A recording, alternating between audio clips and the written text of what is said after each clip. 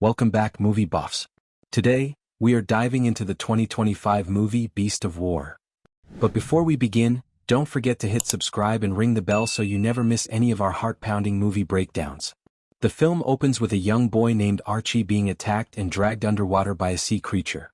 The story then shifts to a military camp near the jungles of Timor during World War II. Australian soldiers are training for combat. Their sergeant, who lost an arm in the Turkish War, pushes them forward by sharing stories from his own experience. Training begins. As the soldiers march through rain and thick mud, one of them gets stuck. Des sees him struggling but keeps walking. The soldier suddenly sinks into a muddy pit.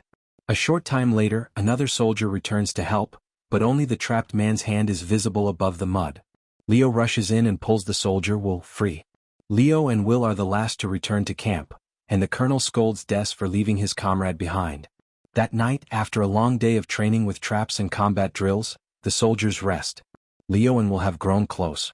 A flashback shows Leo arriving by boat with food alongside his younger brother Archie, the boy from the opening scene. We see Archie dive into the sea, revealing that the movie's first scene was Leo's past. The next morning, training continues. During drills, Des punches Will. When the sergeant confronts him, Des shrugs it off and says his arm slipped. Later, Leo gets back at him by kicking Des and joking that his boot slipped too. The moment turns into a fight that the other soldiers watch with excitement. Suddenly, Leo disappears underwater, making everyone panic. Moments later, he bursts back up and knocks Des out. The soldiers cheer with excitement. After days of training, their mission begins in the Timor Sea. One night, Leo wakes from a nightmare while the others play cards. Suddenly, they hear a loud siren. Gunfire erupts without warning, followed by a massive explosion that tears the ship apart. Many soldiers are killed. Bodies float across the surface of the sea. A few survive. Leo is one of them. He lifts the unconscious Will onto his shoulders and drags him out of the wreckage. Bullets fly overhead as Leo pulls Will onto a floating piece of debris and helps him breathe again. Blood fills the water around them. When Will finally coughs and inhales, Leo feels a brief sense of relief.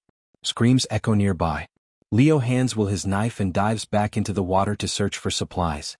In the distance, another soldier sits on an oil drum firing a machine gun.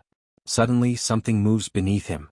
In an instant, he is pulled underwater and disappears. Will watches in terror as Leo returns with supplies. Soon after, another soldier named Tomo surfaces, badly wounded but alive. Will pulls him up and Leo bandages the deep cut on his head. The three of them cling to a small piece of floating wood, surrounded by fog, dead bodies, and water stained red with blood. The sea falls unnaturally quiet, yet something moves beneath the surface. Whatever it is not human. A sudden scream cuts through the fog, sharp and unnatural, echoing across the water. Leo and Will turn around, gripping their weapons as they try to make sense of the sound. A voice calls out from another direction, demanding to know who is there. Leo shouts back and recognizes the voice immediately. It is Des, which means more soldiers have survived. Des tells them to keep calling so he can locate them. After some time, a bamboo raft drifts into view, carrying several Australian soldiers in far worse condition. One of them, Stan, has half his face destroyed. Leo feels a heavy drop in his chest. From a ship carrying over 100 men, only a small group remains alive. They quickly realize how dire their situation is. There is no food, no medical supplies, and the fog surrounding them feels endless. Leo takes stock of what they have left. One knife. A submachine gun. 3 grenades. A single can of peaches. A few signal flares. Worst of all, they are almost out of drinking water. Without a miracle, they will not survive more than 3 days.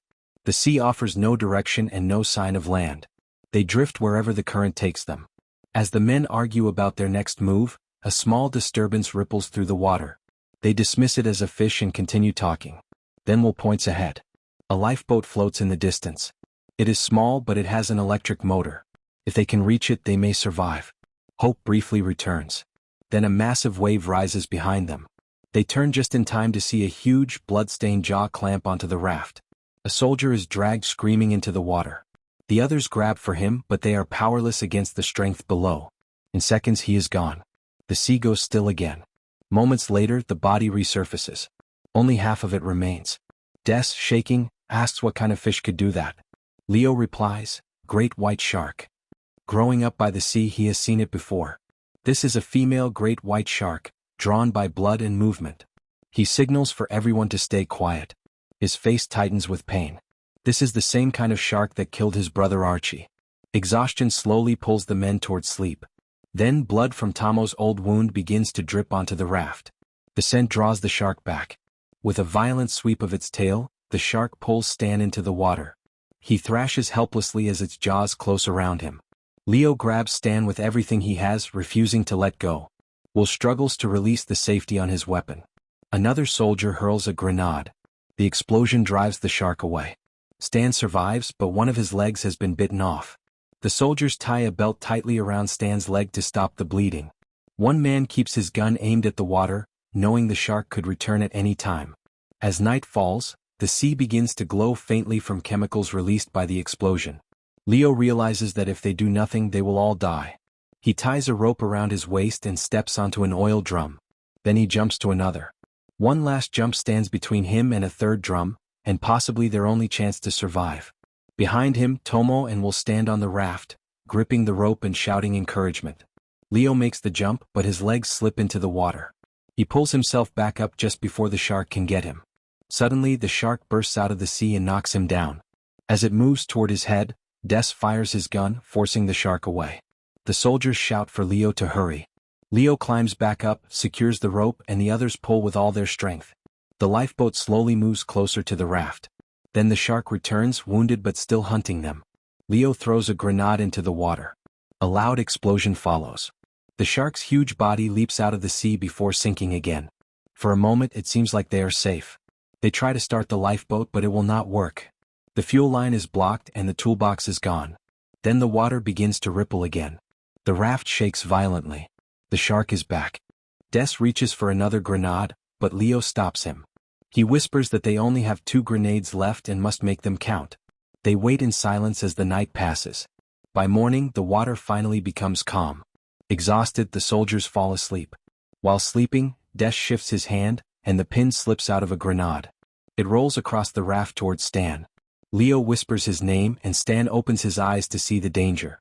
Selflessly, he rolls on top of the grenade to protect the others. The explosion is loud and sudden. When it is over, Stan is gone. Everyone wakes up. Des, showing no emotion, kicks what remains of Stan's hand and suggests throwing the body into the water. Leo snaps at him, saying Stan died because of Des's carelessness. They start to fight until Will yells at them to stop. They wrap Stan's remains in cloth and gently lower them into the sea. They have now been drifting for more than a day. They are weak, hungry, and exhausted. Leo reaches for their last can of food, hoping to lift everyone's spirits, but it is empty. They soon realize that Tomo, starving and desperate, ate all the peaches by himself. "You've killed us all," Leo said with exhaustion. The sun burns overhead, and the endless sea stretches around them. Every soldier lay weak as they continued to drift. Desperate and running out of options, Leo raises his cup and makes a hard choice. He drinks his own urine to stay alive. The others react with disgust. A few even laugh at first. But one by one they do the same. Survival is all that matters now. As if nature was trying to mock them, dark clouds soon began to gather overhead and heavy rain began to fall immediately. The men collect the water, almost smiling in disbelief. For a moment, it feels like life has given them a small mercy. Over the next few days they finally have enough water to drink, but they still have fear and exhaustion to deal with. One night, Leo senses something wrong. A pale hand rises out of the water. Then he sees his brother Archie's face. Feels real. Leo reaches toward him. Suddenly, a terrible scream cuts through the night. Tomo has been taken by the shark. The men try to help, but the creature is too strong. The sea claims yet another life. The survivors sit in silence, broken. Leo slowly stands and begins walking toward the water, whispering Archie's name as if he can save him again. The others grab him just in time and pull him back, snapping him out of it. Then they hear it. The distant sound of an engine in the sky. Hope rushes through them. They believe rescue has come at last. Des, frantic with excitement, fires a signal flare. Will immediately realizes the truth. Those are not rescuers. They are enemy planes. Gunfire rains down on them. Bullets tear through the wreckage and splash into the sea.